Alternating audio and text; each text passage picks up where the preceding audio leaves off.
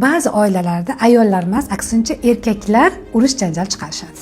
Nimagaligi qiziq bo'lsa, meni diqqat bilan eshiting. Erkaklarning eng katta qo'rquvi nazoratni yo'qotish. Ayol gapirganida erkak o'zini ojiz qilgan vaqtda "men kuchliman" degan niqobni kiyishni boshlaydi. Juda ko'p erkaklarda bolaligidan tan olinmaslik, otasi tomonidan mehr yetishmaslik, qabul qilinmaslik og'rig'i mavjud bo'ladi. Ayol bo'lsa, uni yashirin shu yarasiga bilmasdan tegib qo'ysa, yara tirnaladi. Natijada erkak portlaydi. Aslida erkaklar ko'p gapirmaydi. Uni sevgisi bilamiz xatti-harakatlarida.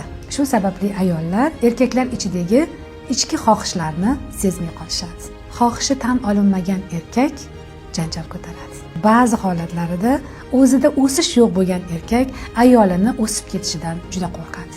Ayol rivojlansa, qarorlarida qat'iy tursa, erkak yanada zaiflashadi va janjalga sabab bo'ladi. Janjal ko'p holatlarda yaqinlikdan qochish yo'li bo'lishi ham mumkin.